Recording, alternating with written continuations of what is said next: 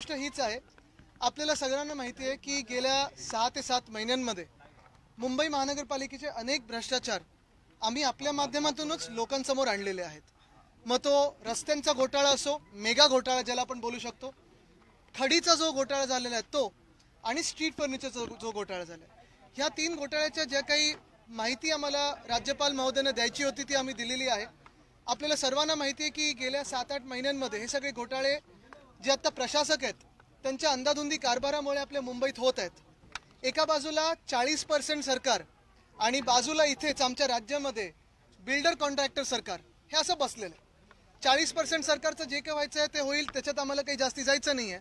पण आमच्या राज्यामध्ये बिल्डर कॉन्ट्रॅक्टर सरकार जे बसलेलं आहे त्या बिल्डर कॉन्ट्रॅक्टरच्या सरकारमुळे मुंबईत 6,000 कोटीचा रस्त्याचा घोटाळा होत आहे.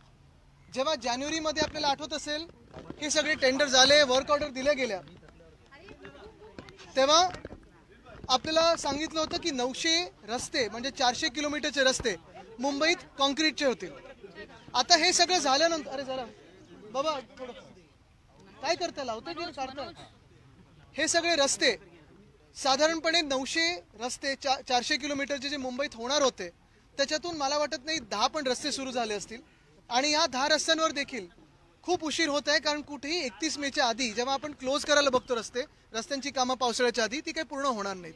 ह्याच्यात सर्वांनीच, सगळ्याच पक्षाच्या लोकांनी पत्र दिलेले आहेत. काही माजी नगरसेवकांनी दिलेले आहेत, मग ते भाजपचे असतील, शिवसेनेचे असतील, काँग्रेसचे असतील, राष्ट्रवादी काँग्रेसचे असतील, गद्दार गँगचे नेते सोडून सगळ्यांनीच पत्र दिलेली आहेत. पण कुठेही प्रशासकाकडून काही कारवाई झालेली दिसत नाही. खडीचा घोटाळा मी आपल्या समोर आणला. एक कंपनी आहे, त्या कंपनीचं नाव तुम्हाला सगळ्यांना माहिती आहे. असं म्हटलं जातं की सीएम म्हणजे जे करप्ट मॅन आहेत त्यांच्या जवळचे कोणीतरी ह्या पूर्ण रॅकेटमध्ये आहेत. पण ह्याच एका कंपनीमुळे 3 आठवडे मुंबईची कामं बंद होती. मग गोखले ब्रिजचं असेल, डिलाय रोडचं असेल, ही सगळी महत्त्वाची कामं बंद होऊन साधारण पावसाच्या आधी ही कामं जी पूर्ण व्हायला पाहिजे होती ती कुठेही कामं पूर्ण होणार नाहीत असं दिसायला लागलेलं आहे. आणि 300 रुपये प्रति टनवरनं साधारणपणे 600 रुपये प्रति टन हे एवढी किंमत वाढलेली. आणि तिसरी गोष्ट म्हणजे स्ट्रीट फर्निचरचा जो घोटाळा आहे, एकाच कॉन्ट्रॅक्टरसाठी, एकाच कॉन्ट्रॅक्टर मित्रासाठी त्यांच्या ह्या गद्दार गँगच्या साधारणपणे 160 कोटीची कामं ही 263 कोटीला दिलेली आहेत. 13 गोष्टी जे वेगळे वेगळे लेवलचे लोक म्हणजे काही आमदार घेतात, काही खासदार घेतात आणि जनतेसाठी पुरवतात, ह्या एकाच कॉन्ट्रॅक्टरच्या हाती दिलेल्या आहे.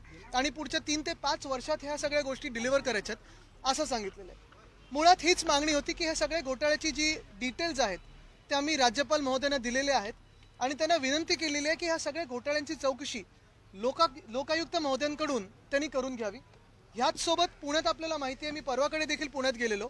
2 मोठे विषय आहेत. एक म्हणजे वेताळ टेकडीचा विषय आणि दुसरा रिव्हरफ्रंट डेव्हलपमेंटचा विषय. तिकडच्या नद्या मारण्याचं काम पुणे महानगरपालिका करत आहे. तिकडची जी टेकडी आहे ती सपाट करण्याचं काम पुणे महानगरपालिका करत आहे. आणि तिथे देखील आम्ही राज्यपाल महोदयांना हस्तक्षेप करण्याची विनंती केलेली आहे.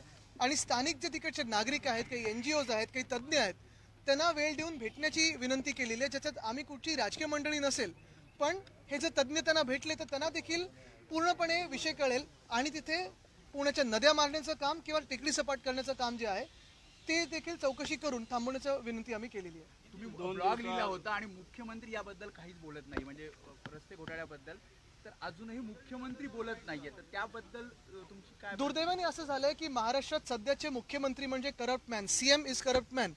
आत्ता असं झालेलं आहे.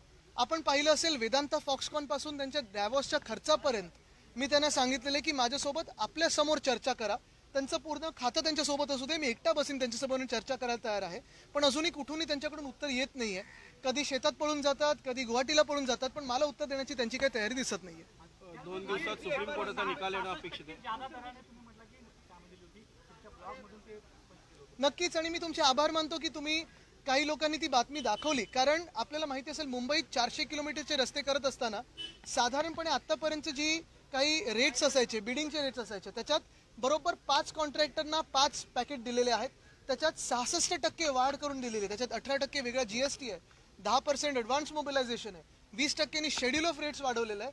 जर आपण पूर्ण जे काही मी त्या ब्लॉगमध्ये लिहिलं मोजलं तर 66% फायदा हा कॉन्ट्रॅक्टर्सचा होत आहे, त्यांच्या कॉन्ट्रॅक्टर मित्रांचा होत आहे. हा आपल्याला सगळं दिसून येईल. 2 दिवसात सुप्रीम कोर्टाचा निकाल लागणार आहे, आपली काय प्रतिक्रिया आहे?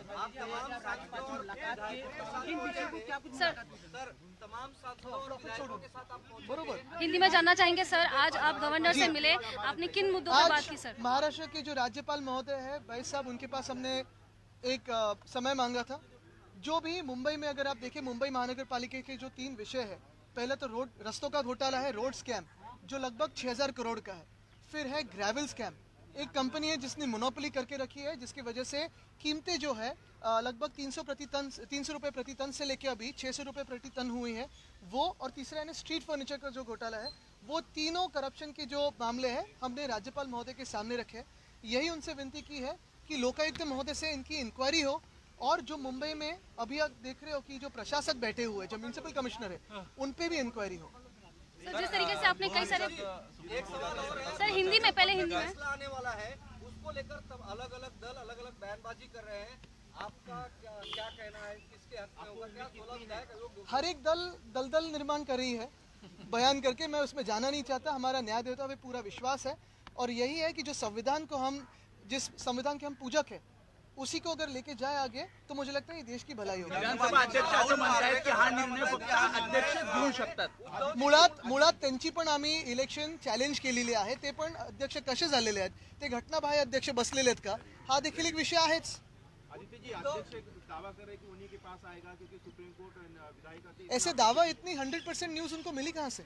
और उनका भी तो इलेक्शन हमने चॅलेंज किया, वो भी तो अनकॉन्स्टिट्यूशनली बैठे हुए। म्हणजे तुम्हाला कुठेतरी म्हणायचं आहे की निकाल काही याची मी निकालावर काही बोलत नाहीये। महत्वाची गोष्ट हीच आहे की आम्हाला न्यायदेवतेवर आणि आमच्या सर्वोच्च न्यायालयावर विश्वास आहे।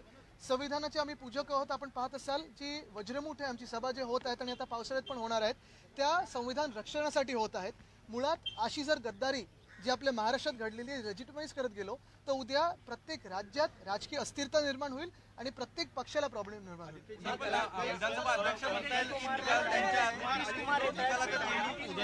नीतीश कुमार आ रहे हैं सर मुंबई में। उद्या नितीश कुमार जी आहेत, उद्या तेजस्वी यादव देखील आहेत, ते आम्हाला भेटायला येणार आहेत, उद्धव साहेबांना भेटायला येणार आहेत।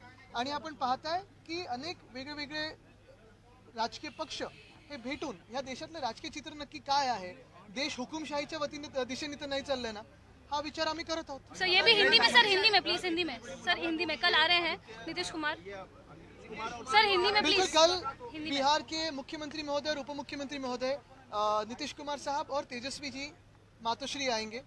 उद्धव जी और मैं उनका स्वागत करते हैं। पूरे पक्ष के हिसाब से अगर आप देखें तो पूरा शिवसेना उनका स्वागत करती है। लेकिन यही बात है कि देश में हम किस ओर जा रहे हैं, लोकशाही, लोकतंत्र और संविधान की तरफ है या फिर किसी हुकुमशाही की तरफ जा रहे हैं, उस पर विचार करना जरूरी है। आणखी काही आमदार आमच्या संपर्कात आहेत असं परत एकदा उदय सामंत म्हणतात, कारण निकालावर सगळे अवलंबून नाही, चांगलं आहे। त्यांनी आमच्या राज्यातले, मग केरळाचे असतील, जम्मू काश्मीर सगळ्या राज्यातले आमदार असतील, अमेरिकेतले काही खासदार असू शकतात, पण जे त्यांचं काम आहे उद्योग खातं बघणं, ते सोडून सगळं त्यांच्या टचमध्ये। वेदांता फॉक्सकॉन गेला, त्यांच्याकडून कोणी टच नाही केलं। एअरबस टाटा असेल, मेडिकल डिव्हाइस पार्क असेल, बल्क ड्रग पार्क असेल, फूड चेन कंपनी असेल, हे सगळे राज्य सोडून जातात, त्यांच्या कोणी कॉन्टॅक्टमध्ये नाहीये। पण नुसतं राजकारण करायचं, घाणेरडं राजकारण करायचं, विकत घेण्याचं राजकारण करायचं, हे सगळं चालू आहे। कर्नाटकचं मतदान आहे, आदित्यजी कर्नाटकच्या मतदान फॉक्सकॉनचा शब्द उच्चारू शकणार नाही असं प्रेझेंटेशन फॉक्सकॉन शब्द उच्चारणार नाही, काय प्रेझेंटेशन? मला वाटतं नाही, कालच वर्ल्ड आफ्टर डे होता, जाऊ द्या, तो साजरा नको करूयात। हे काही त्यांच्या मंत्रिमंडळात चाललं, ते वर्ल्ड आफ्टर डे रोज साजरा करण्यासारखं।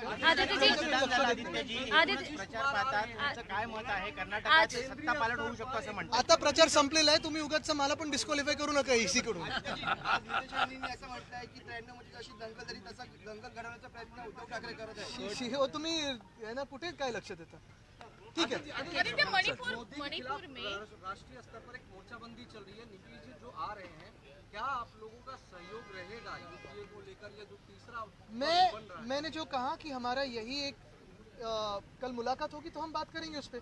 आज इसके बाद मैं डिलाई रोड देखने जा रहा हूँ, फिर वहाँ बीडीडी चौल जो है वो बन रही है, वो देखने जा रहा हूँ, और यही काम आगे लेके जाएंगे। मणिपुर में काफी बच्चे अभी भी फंसे हुए हैं और मणिपुर की हालत भी काफी गंभीर है, और ऐसे होते हुए कर्नाटक में सारे देश का ध्यान लगा हुआ है। मणिपुर की हालात तो काफ़ी गंभीर है।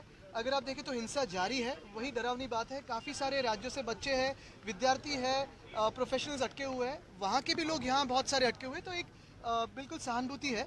यही बात है कि जैसे मैंने कहा और आपने भी अब भी कहा कि वहाँ हिंसा तो चल रही है, दंगे भड़के हुए, लेकिन सारा पूरा देश और जो राजनीतिक दल है वो तो कर्नाटक में व्यस्त है। हमारे राज्य में भी अगर आप देखें तो बारसू में ऐसे ही तनाव के माहौल था। काफ़ी सारे जगहों पे, फिर आरे हो, अजनीवन हो, काफ़ी सारी जगहों पे तनाव का माहौल था। लेकिन पूरा का पूरा जो दल है यहाँ का, जो सत्ताधारी पक्ष है, सारे मंत्रिमंडल है, वो तो कर्नाटका में व्यस्त है। अभी वहाँ का प्रचार खत्म हुआ है। मैं यही आशा करूँगा कि जो लोगों की जिम्मेदारी है कि काम करना है, लोगों की सेवा करना है, उसमें वापस लग लोगों जाए। की सेवा की अगर बात कर रहे हैं आदित्य, कई 2 राज्यों में मैं प्रोपेगेंडा पे बात नहीं करूँगा। आदित्य आपने बोला है कि लोगों की सेवा करनी आवश्यक है, लेकिन ये सेवा जो है वो करते हुए नहीं दिख रहे हैं। उल्टा केरल स्टोरी पे जो है वो स्क्रीनिंग, अगर आप देखें तो हमारे राज्य में तो ऐसे है कि हमारा कैबिनेट तो खुद की सेवा में व्यस्त है, खुद की कुर्सी बचाने में व्यस्त है। अभी बात नहीं।